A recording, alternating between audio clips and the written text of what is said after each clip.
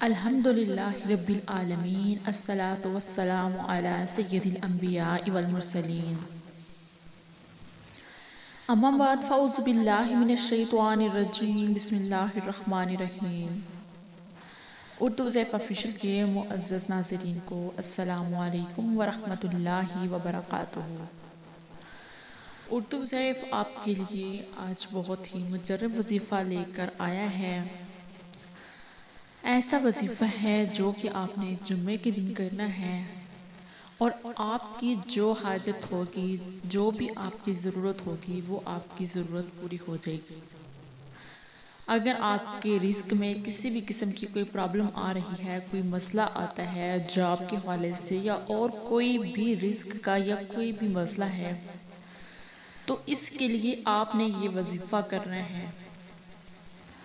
وظیفے کی جانب بڑھنے سے پہلے میری آپ سے یہ ریکویسٹ ہے کہ اگر آپ نے میرے چینل کو سبسکرائب نہیں کیا تو چینل کو سبسکرائب کر دیں اور ساتھ میں لگے بیل آئیکن کو پریس کر دیں تاکہ آنے والی ہر نئی ویڈیو آپ کو دیکھنے میں ملے۔ جمعے کا دن ویسے ہی بہت ہی برکتوں والا اور رحمتوں والا دن ہوتا ہے۔ سورہ جمعہ میں اللہ تعالیٰ فرماتا ہے، اے ایمان والو، جب جمعے کے دن نماز کے لیے اذان دی جائے تو اللہ کے ذکر کی طرف آ جاؤ اور خرید و فروخت چھوڑ دو۔ تمہارے لیے یہی بات بہتر ہے اگر تم علم رکھتے ہو۔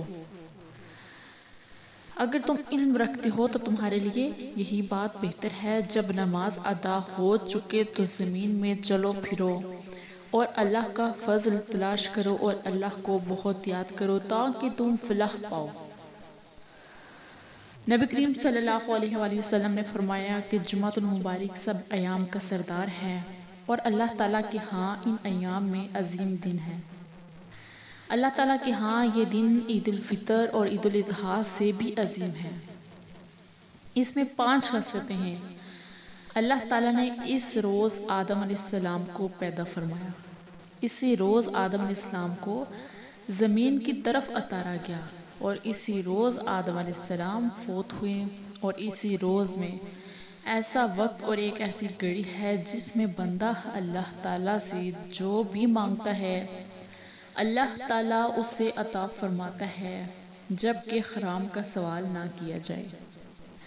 اور اسی روز قیامت قائم ہوگی، مقرب فرشتے اور آسمان و زمین، ہوائیں اور پہاڑ، سمندر، یہ سب جمعے کے روز سے ڈرتے ہیں۔ اس دن میں جو بھی عمل کرتے ہیں اس کا 70 گنا زیادہ ہمیں ثواب ملتا ہے جو کام بھی ہم کرتے ہیں۔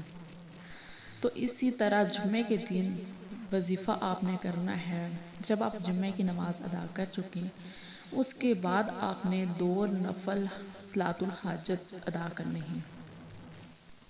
2 نفل آپ نے ادا کرنے ہیں۔ اس کے بعد آپ نے اپنی جگہ پر بیٹھ کر ایک تسبیح پڑھنی ہے۔ کون سی تسبیح پڑھنی ہے آپ نے؟ حسبنا اللہ و نعم الوکیل۔ آپ نے اس کی ایک تسبیح پڑھنی ہے۔ اول آخر 11 مرتبہ درود شریف پڑھ کر آپ نے اپنی پھر حاجت جو بھی ہے آپ کی اس کے لیے اللہ تعالیٰ سے دعا مانگنی ہے۔ انشاءاللہ تعالیٰ آپ کی جو دعا ہوگی، جو بھی آپ کی حاجت ہوگی وہ پوری ہوگی۔